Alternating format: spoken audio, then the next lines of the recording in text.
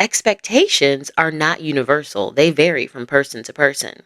So you could potentially end up unknowingly in a relationship with someone who has a different expectation. Let's say they have the expectation that everyone eventually cheats, and anyone who says differently is just being dishonest. At some point, your expectation is going to clash with their expectation. At some point, somebody's prediction is going to be wrong.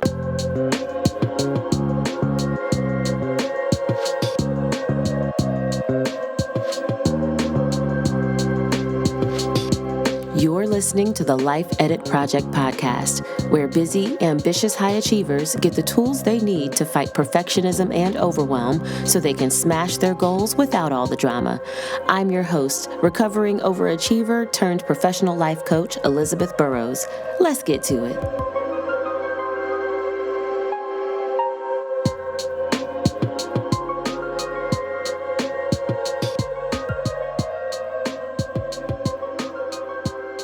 Good day, good people. Welcome back to the Life Edit Project podcast. As always, I'm your favorite internet life coach and podcast host, Coach Elizabeth, back with another juicy conversation. Listen, if you've been enjoying season 2 of this show, holla at your girl and let me know. Don't stay quiet. Drop me a line on your favorite social media platform, wherever you like to hang out. I am at Life Edit Project, all one word, in all the places you like to go. I'm on Facebook, Instagram, Threads, Twitter, even though they don't call it Twitter anymore. And I'm also on YouTube. So, find me wherever you like to hang out and drop me a note. But because this is a podcast, one of the best ways for you to support and show some love is to simply leave a 5-star rating and review on Apple Podcasts or even on Spotify. And if you do, you will earn my undying gratitude and, of course, a special shout out as my listener bae of the week on a future episode. So go ahead and get those reviews in. Reviews let me know what you want to hear more of so I can give you what you want. And they also help other listeners to find the show. So if you need step-by-step instructions on how to leave a rating and review, you can find that info on my website at lifeeditproject.com/podcast. And of course, I've got that linked up in the show notes because I like to make things easy for you. Now, today we are talking about something that can be absolutely devastating for most perfectionists at some point or another. Today, we're talking about what it's like to live with the super high and often unrealistic expectations of a perfectionist and how those expectations impact our lives. And because I care about you and I want you to live your best life, I'm going to give you some actionable steps on how to actually manage your expectations. So let's dive in. Ready? Let's go.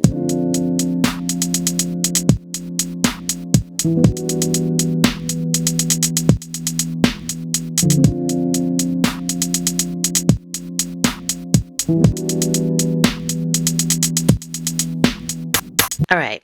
Before I jump into the strategies for how to manage expectations, let's talk about the difference between expectations and standards.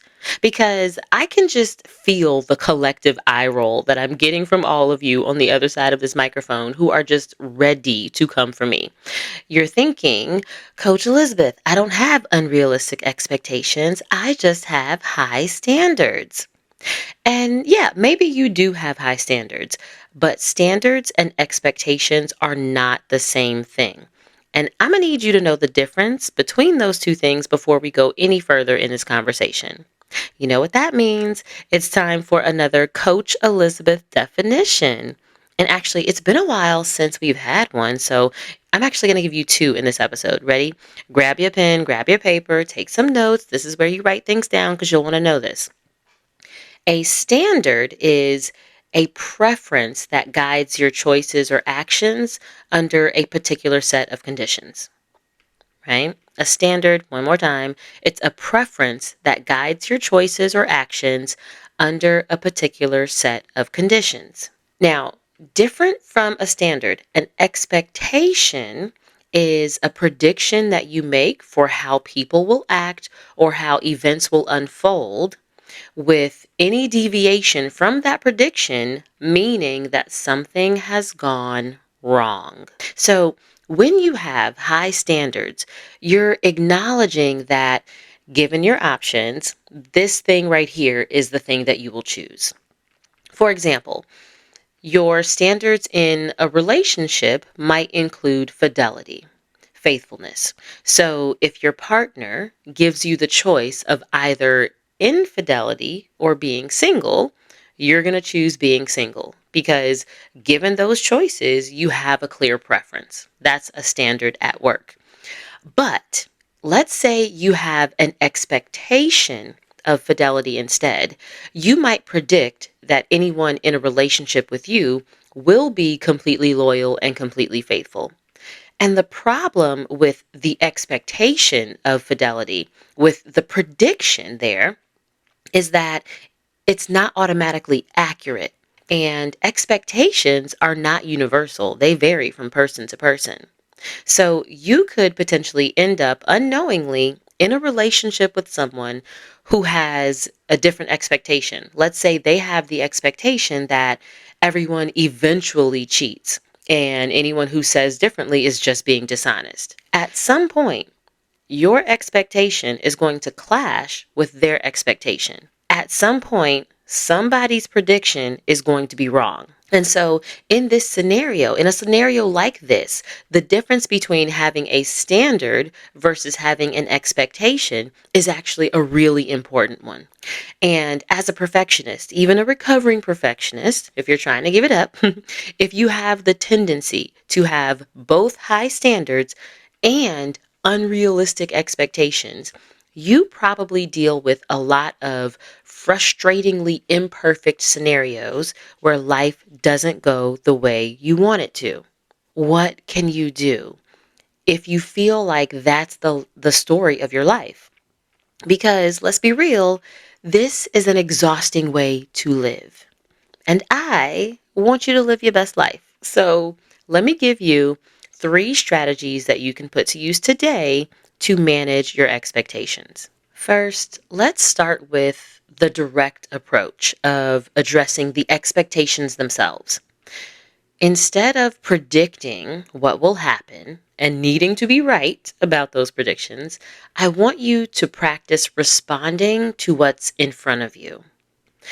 One of the really common ways that perfectionism can manifest is as control.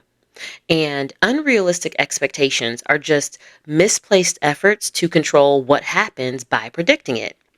But you don't need to control everything. Controlling what happens or what other people do isn't the best way to get what you want because you can never have perfect control over anyone or anything. Instead, if you practice confronting and dealing with reality, you will have a better chance of influencing the way things unfold and ultimately getting the result that you want. I cannot tell you how often I have to tell my clients to stop arguing with reality. So many people with perfectionist tendencies spend a crap ton of energy just arguing that things should not be the way that they are, that people should not feel the way that they feel or make the choices that they do. They argue that they shouldn't have to follow whatever process they think is silly or ridiculous. But things are what they are, and people do what they do. And the past has already happened. And the better you get at acknowledging what is, the less you need to predict what will be. You can keep your high standards, but you don't have to hold on to your unrealistic expectations if you practice dealing with and responding to reality. The second strategy that I'm going to offer you is a little bit different, but it's still about managing your expectations directly. And it's this: I want you to get really intentional with your boundaries. Now, I discussed boundaries in detail way back on episode 13 as part of my Self-Care Essentials mini-series. I did a whole episode on boundaries, so I'm not going to spend too much time here telling you what boundaries are. But I will remind you that boundaries do absolutely no good unless you can clearly communicate them and consistently enforce them. Sometimes the only thing that makes our expectations unrealistic is the fact that they only exist in our head. The people in our lives don't know what we actually expect of them. But when our expectations intersect with our boundaries, the limits that we put in place to maintain a sense of safety and well being, there is absolutely no room for guessing. There's no room for ambiguity. It's like Paula Abdul said, straight up now tell me, right? That's what time it is. The people that you're connected to shouldn't be surprised to learn that you expected them to respect the limits that you have in place in order to feel safe with them. And they shouldn't be surprised to learn that they have unknowingly violated your boundaries and caused you harm. Before you expect someone to hold you down, before you expect someone to have your back, you need to know that they are clear on how to hold you down, that they are clear on what they need to do to have your back. Get intentional with those boundaries. The final strategy I'm going to offer you today doesn't so much address your expectations directly, but rather how you feel about your expectations. So listen up. Stop avoiding the discomfort that arises when reality falls short of your expectations. Let me say that again. Stop avoiding the discomfort that arises when reality falls short of your expectations. And let me be real clear here. I am not telling you to lower your expectations. I am not telling you to lower your standards. In fact, as a life coach, I'm usually doing the exact opposite. I'm often inviting my clients to embody their standards at a higher way. I am inviting my clients to envision a life for themselves that's bolder and juicier and richer than whatever it is that they're currently experiencing. That's the whole point of working together. I invite my clients to raise their standards and expectations of themselves. That's part of the work that we do. And what I need you to know is that to have expectations is to invite disappointment and regret and embarrassment and frustration and a whole bunch of other negative feelings. But most perfectionists think that their standards, that their high standards and their super high expectations, they think that those things protect them from feeling bad. But the opposite is true. The higher and the more specific your expectations are, the bigger the chance is that your prediction will fall flat and that you'll experience some negative feelings. And the bigger the gap is between your expectations and reality, the more intense those negative feelings will be. But that doesn't have to be a problem. And I know I say this a lot. I'm going to keep on saying it because it remains true. Feelings aren't facts. Feelings are simply feedback. And I need you to remember that feelings are temporary. All of them. There's not a single one of them that is going to last forever, no matter how good or how bad it feels. The more you practice separating the negative feelings that come up from the way you respond to reality that's in front of you, when it's not the reality that you predicted, then having high expectations doesn't have to be a problem that you need to solve. You can simply stand firm in your high standards without getting derailed by your expectations. So, those are the three strategies that you can use to manage yourself and your high expectations as a perfectionist. And again, they are to practice responding to what's in front of you, get really intentional with your boundaries, and stop avoiding the discomfort that arises when reality doesn't meet your expectations. So these tips are simple and actionable, but that doesn't necessarily mean that they're going to be easy for you to put into practice. In fact, I fully expect that one of these three strategies will be way easier than the other two for you. And I don't know which one it's going to be, but I invite you to start with what feels easy and take it from there. But if you want to jump all the way into the deep end of the pool and you want to learn how to work all three of these strategies into your life, then I invite you to book a call with me to sign up for my one-on-one coaching program.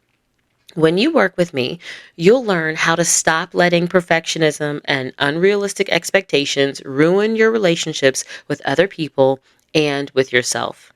The link to get on my calendar is in the show notes, as always, and I cannot wait to start working together. All right, y'all. I'll be back in your ears next week with more juicy goodness. In the meantime, keep your standards high and your expectations loose and feel all your feelings, even when reality doesn't follow your plan. All right? Peace. Hey, thanks for tuning into this week's episode. If you have a question or a favorite insight from today's conversation, I would love to hear from you. Send me a message on social media. I'm in all the places. My handle is @LifeEditProject, all one word. And of course, my accounts are linked up in the show notes to make it easy for you, so holla at your girl. I'll be back in your ears next week with a fresh episode. Make sure that you are subscribed to the Life Edit Project podcast wherever you like to listen so that you don't miss a thing. Until then, peace.